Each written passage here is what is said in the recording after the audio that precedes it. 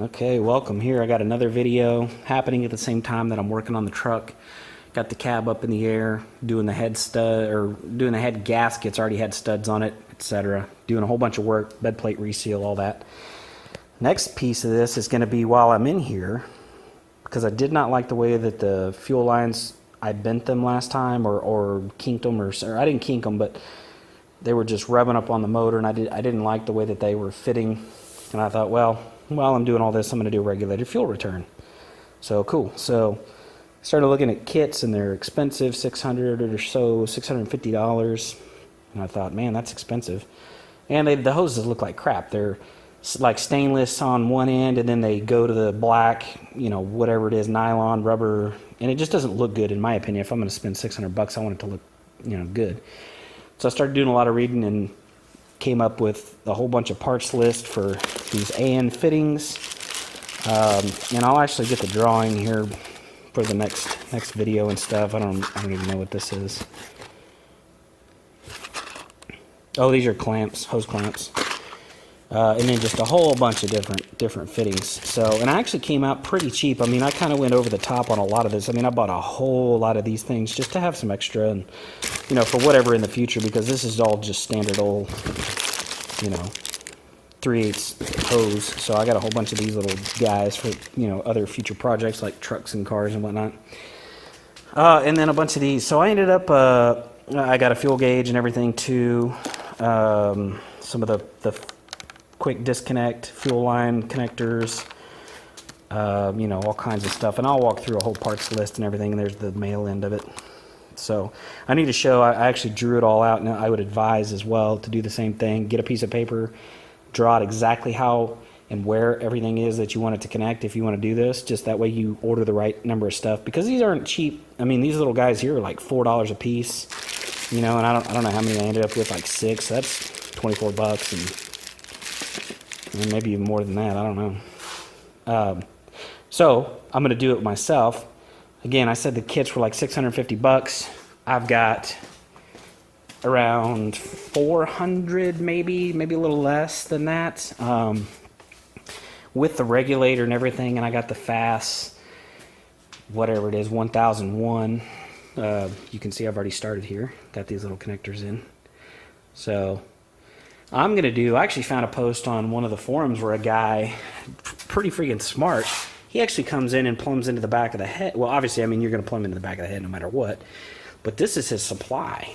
So he actually comes from these two in the back to a Y, which, he shows the pictures like right in here. And I don't know how he fastened it, but I'll figure out a way.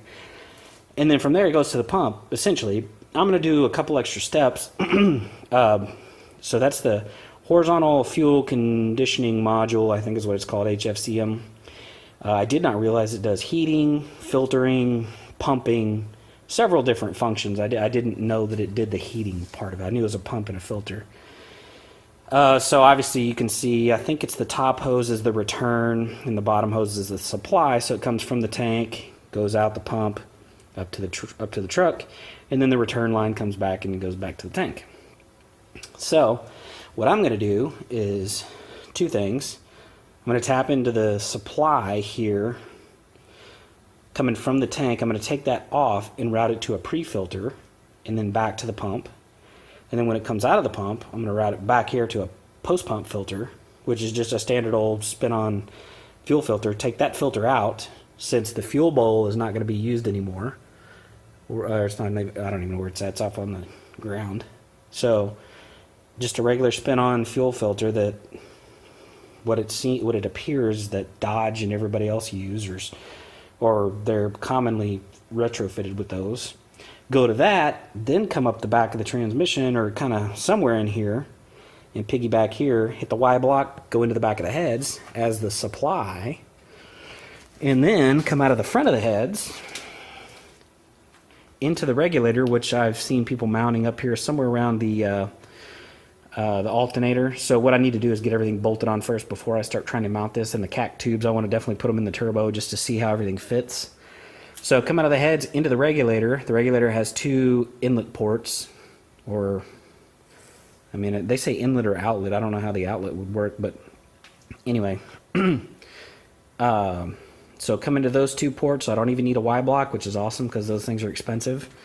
And then from there, it's got a return to tank line, and I'm going to come right back out of it. And I'm actually going to use the existing return line, one of them, which is one of these. It's the smaller one. I don't know if it's that one or the other one that's there. So that's pretty much it. So I'm gonna kind of show videos of what I did. Remember, I said that I drew it up kind of on a piece of paper first. That way I knew exactly what fittings I was going to order, where they were going to go, things like that. Because I just, I showed you kind of how everything's going to route. But since I'm doing a bunch of things at once, like adding the pre and the post filters back here, I needed a whole lot of stuff. And I figured out, doing a lot of research, the AN fittings are expensive, fairly expensive. They look cool, but under the truck, it's going to be very rare that anybody ever sees that, so I really don't care. I'm doing all rubber hoses back there. It's super easy to install, super easy to replace if I need to. Excuse me. So it'll actually be, it'll be the rubber hoses all the way up to the Y block, and then the Y block that's going to sit in here and go to the heads. From there, it's going to be the stainless steel PTFE or whatever it is, the poly Teflon something tape, or not tape, hose, stainless steel coated. And I also ordered heat shields for the ones back here, because remember, you're going to have exhaust coming up and around up to the turbo, so it's going to be real hot back here. So I'm gonna put that on top of it, of the stainless steel coated hose. And I think that should be pretty good. I mean, just with it flowing through the system that much, I'm hoping that, I didn't really see any problems. Everything I have is pretty much stock except the turbo and the tune. I don't have bigger injectors or anything like that. But if I ever did, this is, a needed step. And, they say only good things happen here. It helps circulate that fuel and keep the injectors nice and cool and lubricated well, so that the fuel's not sitting back here in the back of the head just boiling. So anyways, all right, well, that's video 1. So next video, I'll show you kind of what I drew up, go through the parts list, and show some of the progress that we have, hopefully after I get some of these other things bolted on, and we'll see how it's going. See you next time. Okay, so today we are continuing work on the regulated return, fuel system, whatever, the whole thing. So what do we have going? So I'm waiting on some more parts, unfortunately.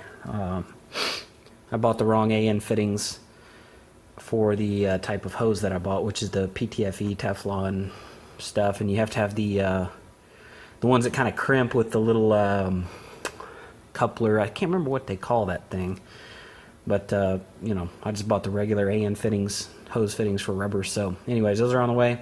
All right, so what can we do in the meantime? I'm going to get the filters going, and I think I mentioned in the last video, I have a pre-filter and a post-filter, because essentially I'm getting rid of the fuel bowl up there, or don't need it. I don't know if I'm going to cut it off or not. If I can find a junk one, I may cut it.